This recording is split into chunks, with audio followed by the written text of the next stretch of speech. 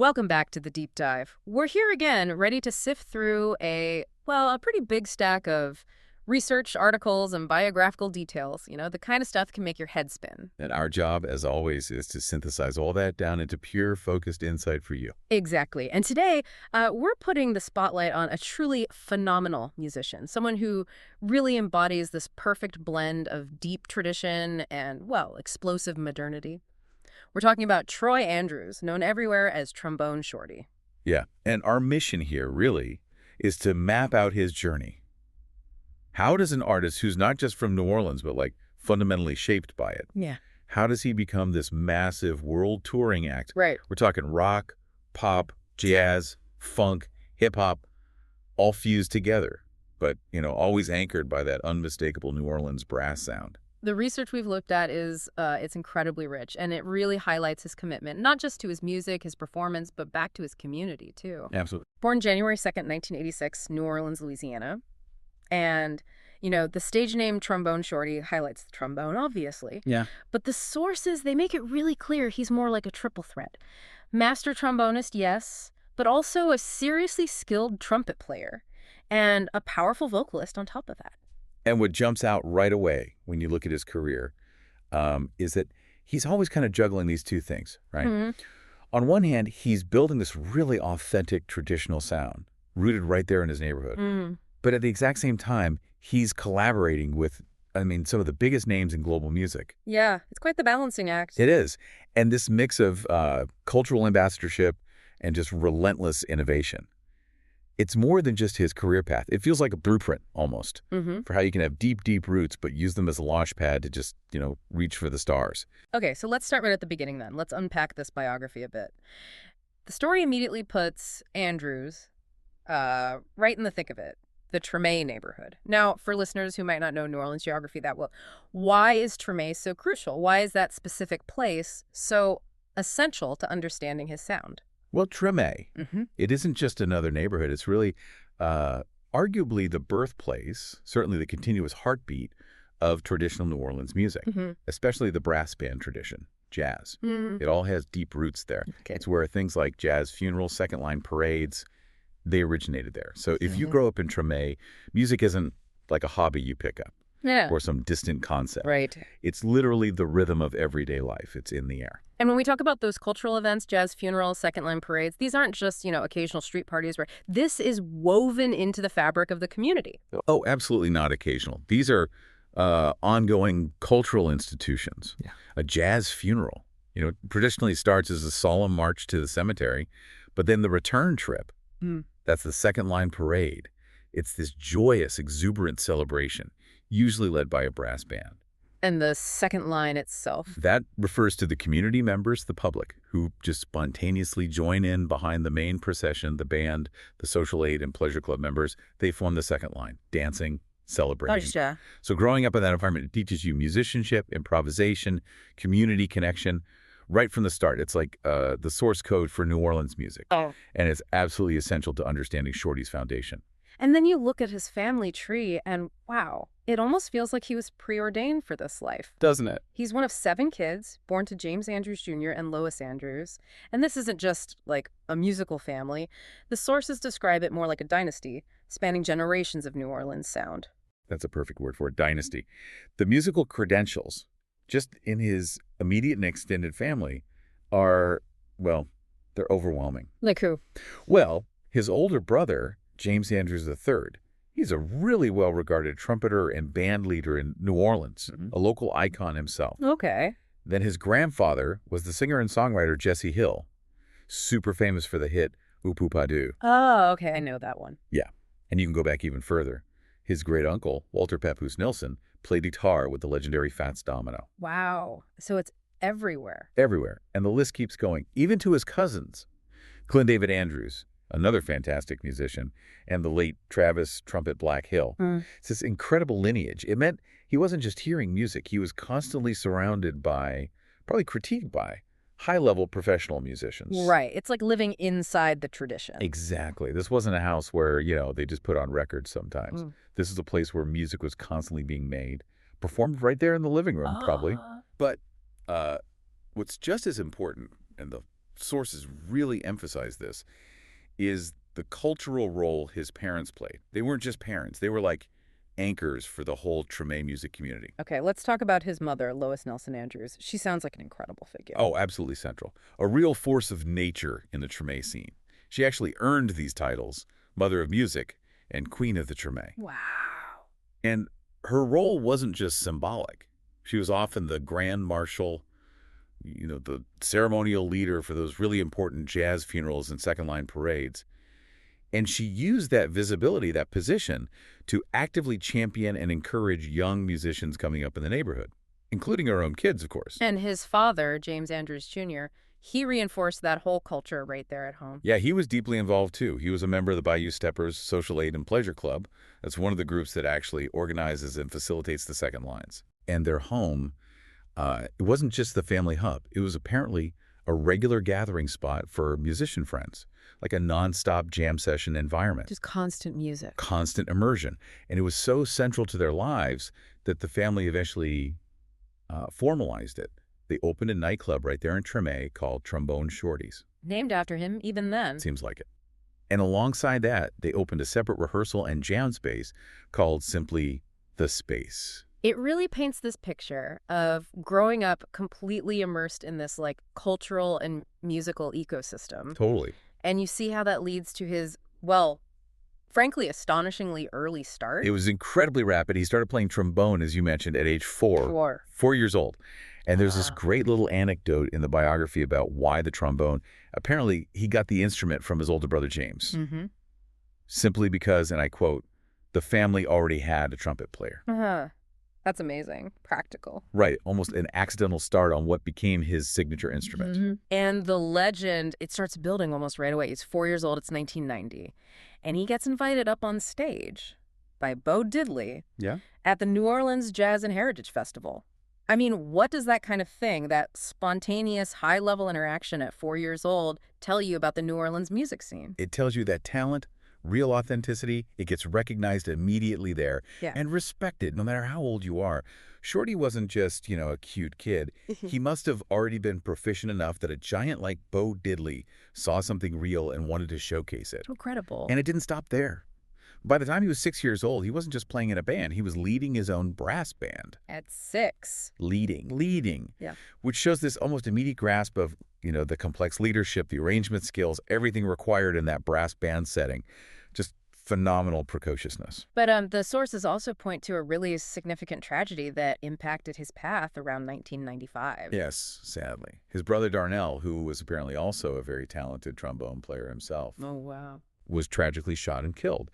And this was, obviously completely devastating for the family and for Troy, but it also seemed to catalyze a really important period of mentorship from outside the family. How so? Well, following Darnell's death, he was really taken under the wing of his manager and friend, Susan Lovejoy Scott.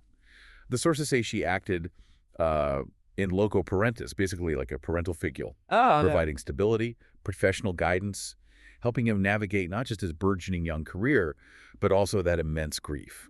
That kind of consistent guidance seems so crucial, especially then. And his formal education, it seems like it mirrored that high-level mentorship track.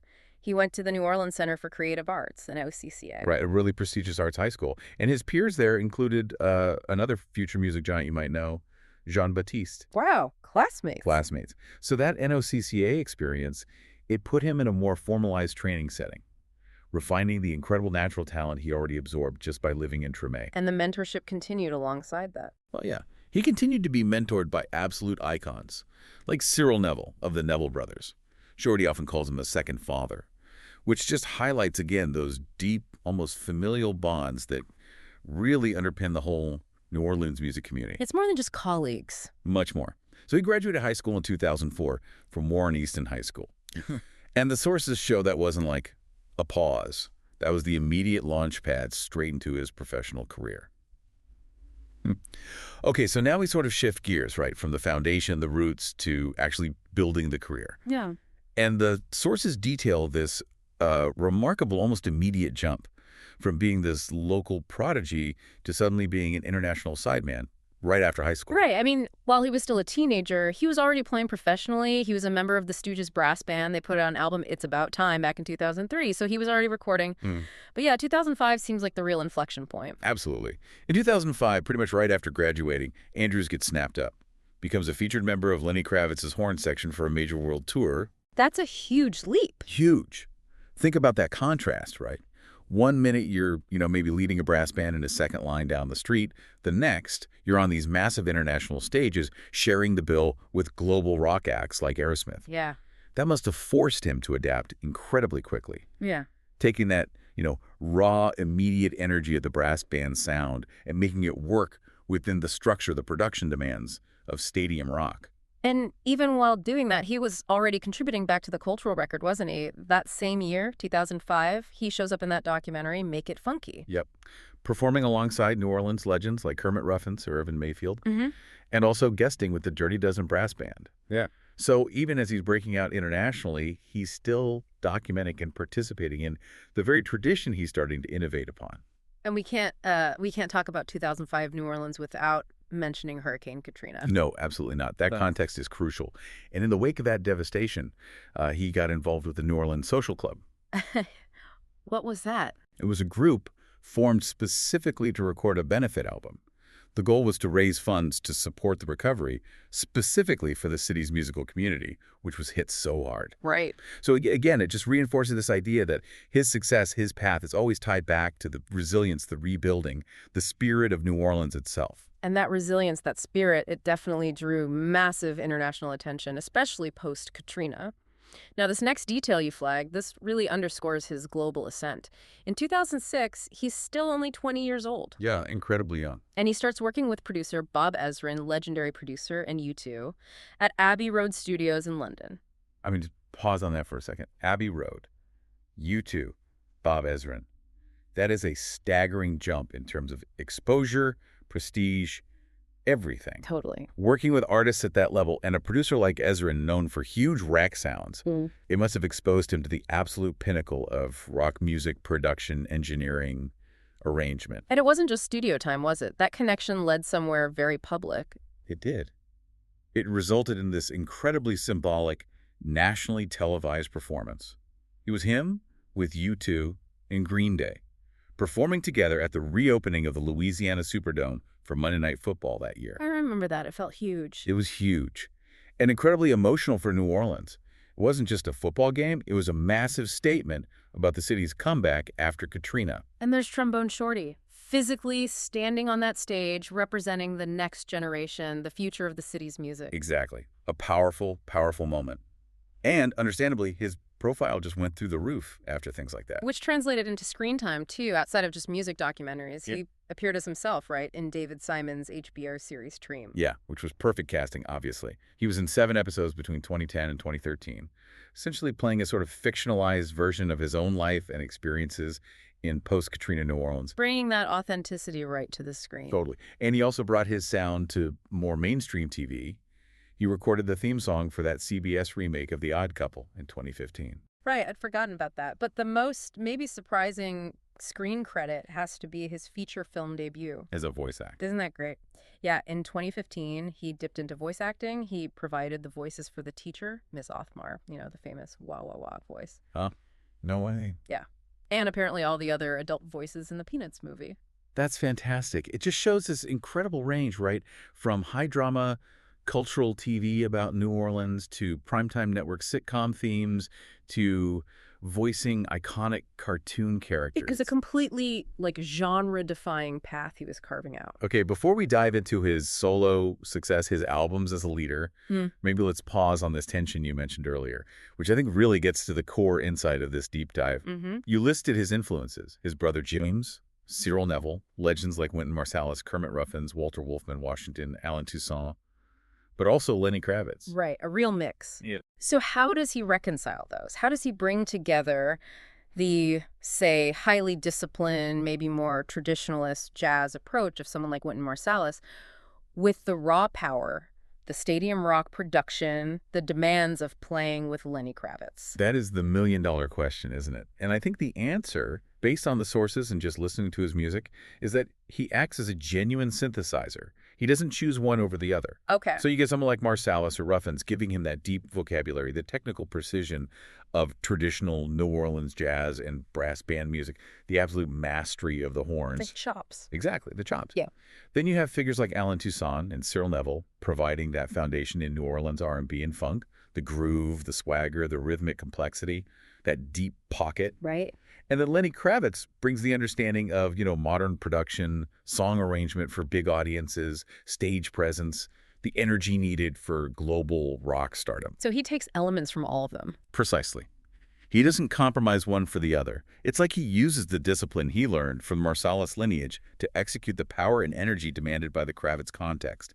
And that fusion, that unique blend, that is the Shorty sound. Okay, so now we can really dig into his solo work as a band leader.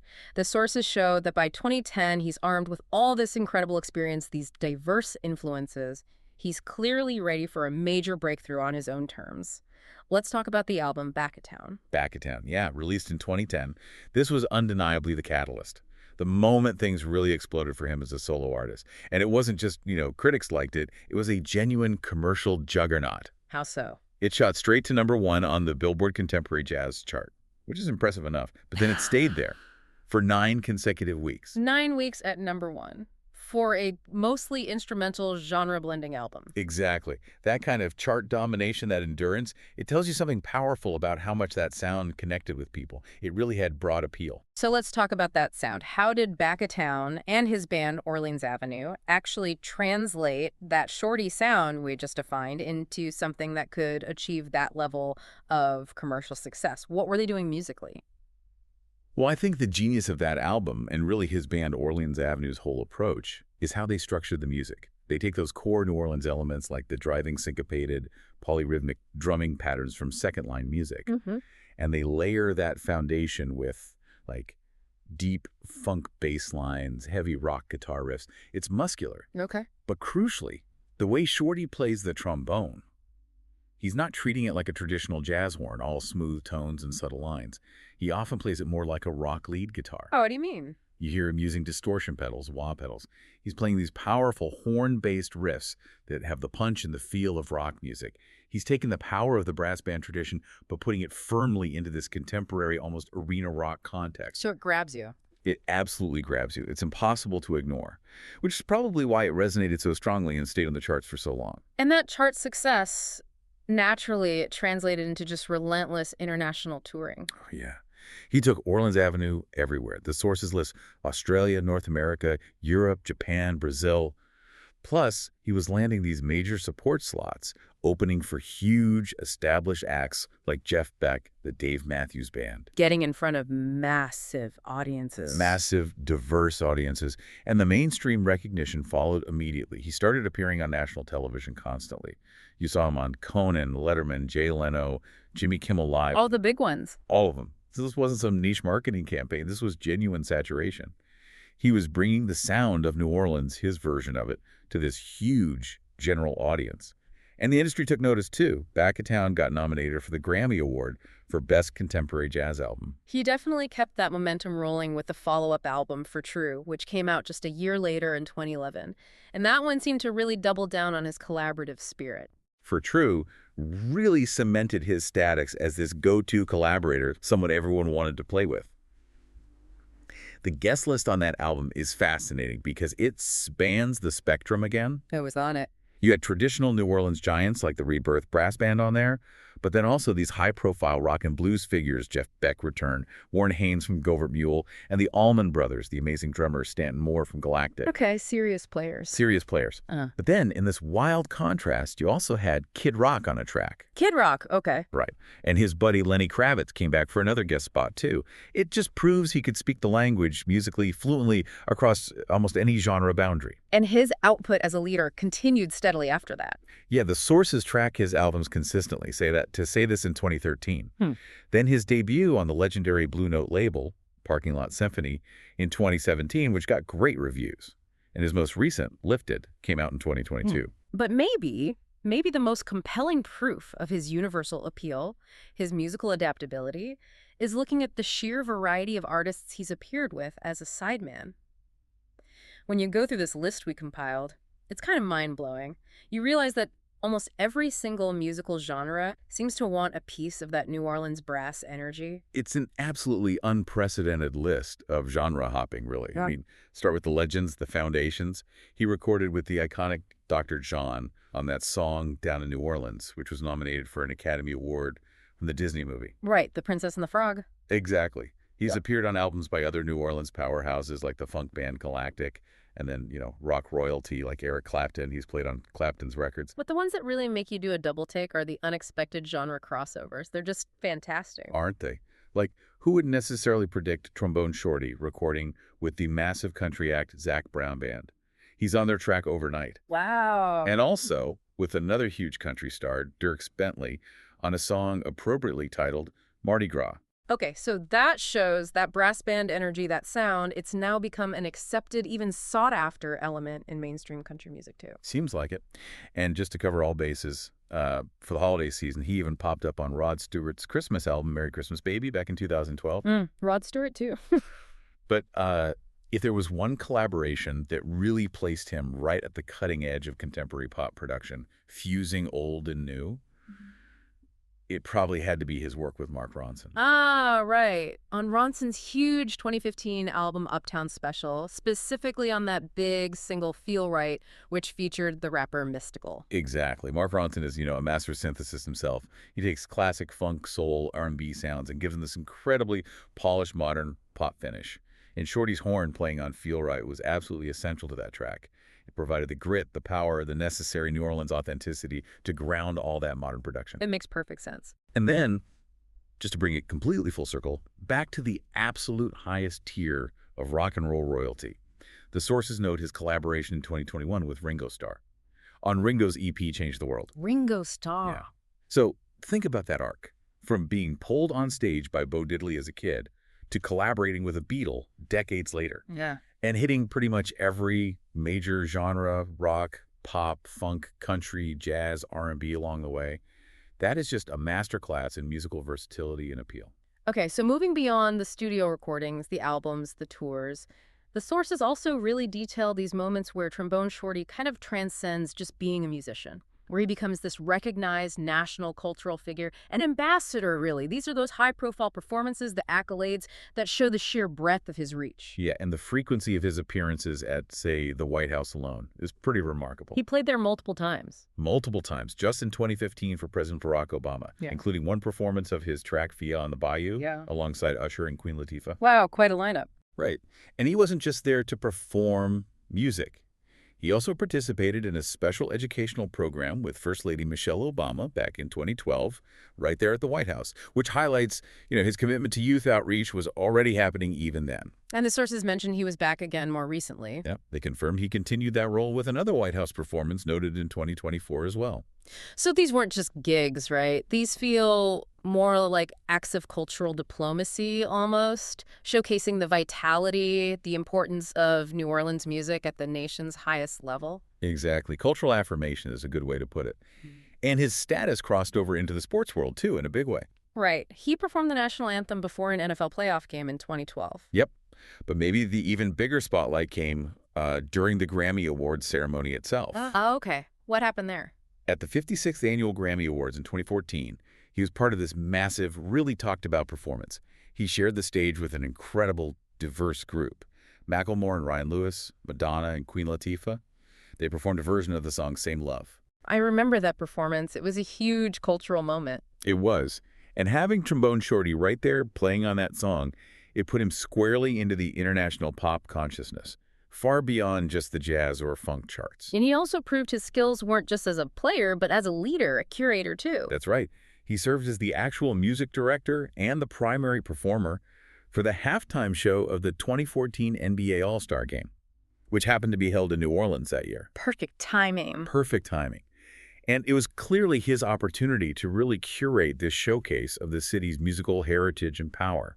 He brought together absolute legends like Dr. John, contemporary stars like Janelle Monáe and Gary Clark Jr., and the iconic funk band Earth, Wind and Fire. Wow, that's like a dream team of New Orleans and related sounds. Right. He was effectively acting as the city's cultural emissary on one of the biggest stages in sports entertainment. And his acceptance, his embrace by the rock community, that continued to grow too, especially after that HBO series Sonic Highways came out in 2014, where Dave Grohl interviewed him. Yeah, Dave Grohl, obviously a huge figure in rock music with the Foo Fighters. He clearly recognized the deep authenticity, the power in Shorty's music and story. And that led to them playing together. It did. Following that interview, Grohl invited Shorty to sit in with the Foo Fighters during this surprise, unannounced gig they played at the legendary Tiny Preservation Hall in the French Quarter. Wow, that must have been intense. Can you imagine? And apparently, that collaboration clicked so well that it blossomed into multiple subsequent appearances. Shorty started sitting in with the Foo Fighters at their huge arena shows, too. It's this incredible validation, right? His sound being embraced not just in the funk or jazz world, but at the absolute highest level of modern rock. And just looking at his touring schedule again, his appeal to really diverse fan bases is so clear. He consistently lands these opening slots for massive, often legacy acts. Exactly. Like he was the main opener for Hall & Oates on their tour in 2016. Okay, classic pop rock crowd. Right. And then just a year later, he secured the entire North American leg opening for the Red Hot Chili Peppers on their 2017 Getaway World Tour. Huge funk rock band. Exactly. So it just cements his position as this bridge. Fans of, 70s Philly soul pop and fans of 90s California funk rock, they both recognize and appreciate the energy, the musicianship, the quality that he brings from that deep New Orleans tradition. It's remarkable reach. And beyond just the performances, he started receiving really significant formal recognition. Not just for his music, but specifically for his work in the community, too. Yeah, the awards he's received are quite significant. Back in 2012, Tulane University gave him their President's Medal.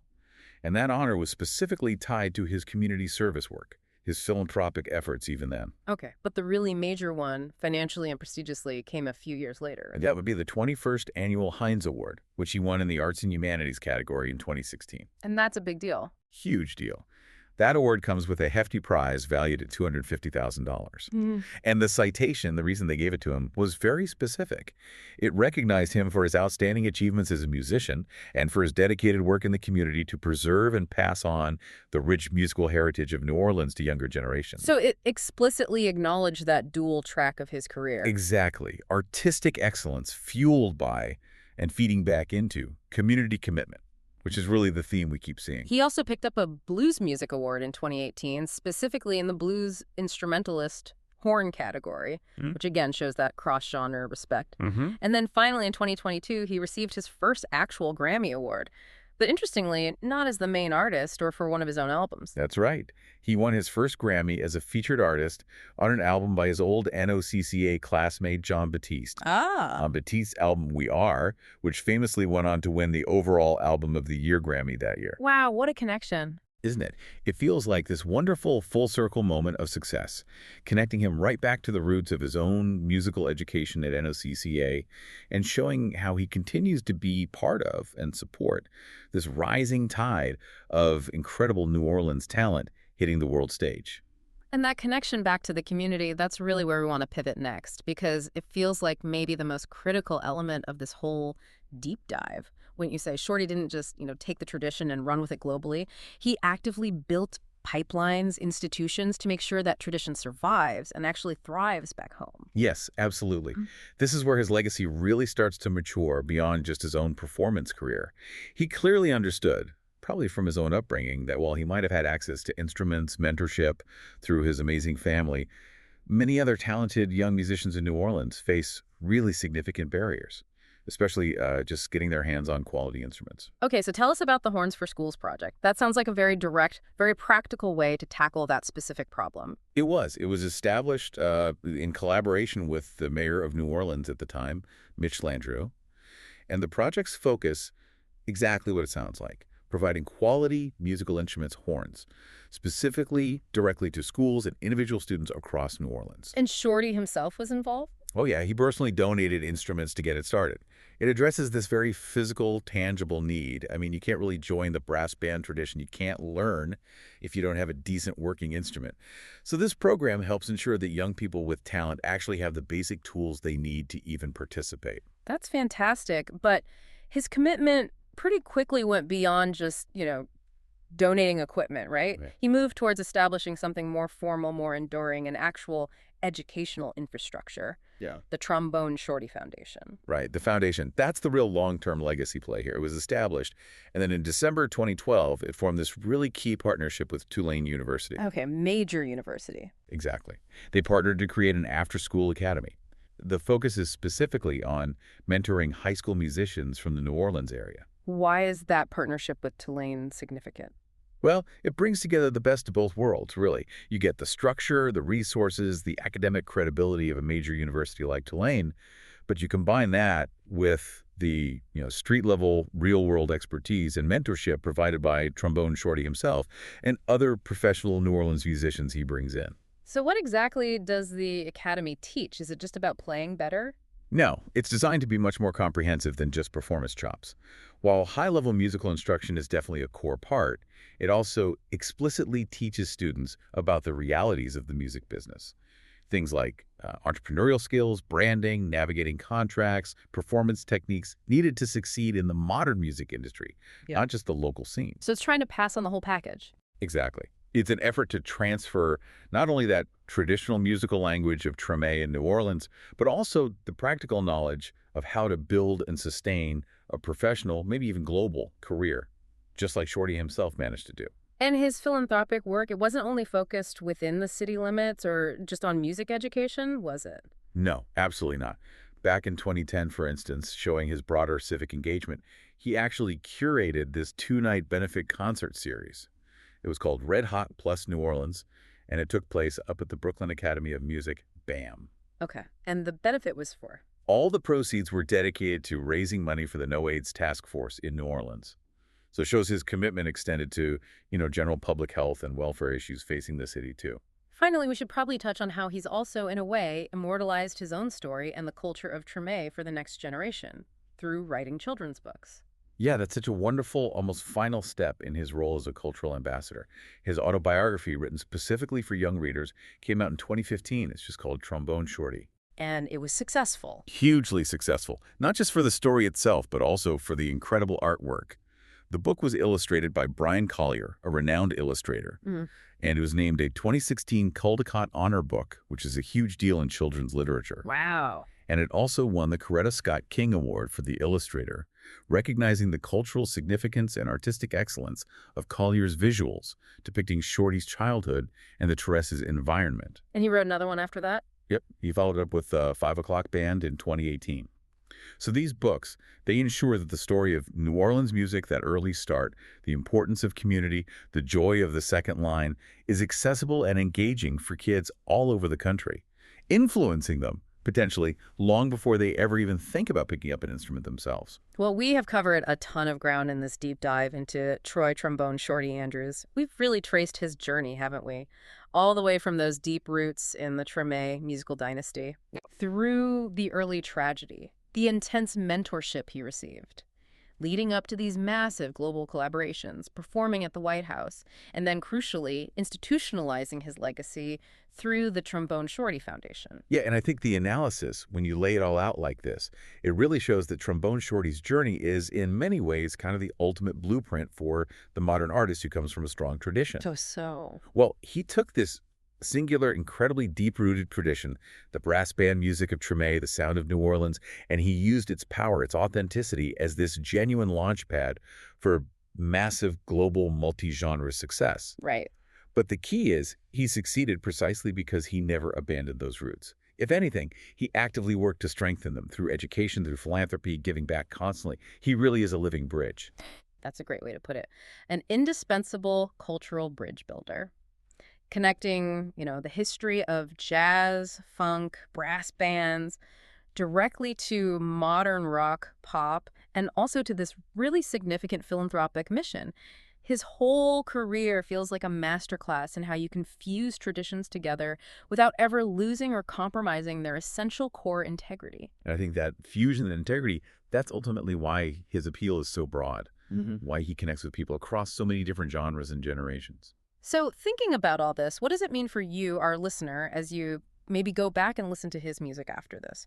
We've detailed this just incredible volume of collaborations he's been part of, spanning absolute legends from Bo Diddley and Dr. John all the way to U2, mystical Ringo Starr. An unbelievable list. Right. When you consider that enormous range, covering pretty much every musical style imaginable over the last 5-6 decades, it does raise a kind of final, provocative thought for you to ponder. What is it? What is that fundamental, maybe universal quality that's inherent in New Orleans music, you know? That unique gumbo of rhythm, improvisation, history, and that deep communal joy. What is it about that sound that makes it such an essential ingredient, such a desirable component for artists across seemingly every genre and every decade? That's the magic question. It is. So we encourage you, go listen to Trombone Shorty's discography, listen to his collaborations, trace those connections we've talked about, and maybe discover the answer for yourself. Thank you for joining us for the deep dive. Until next time.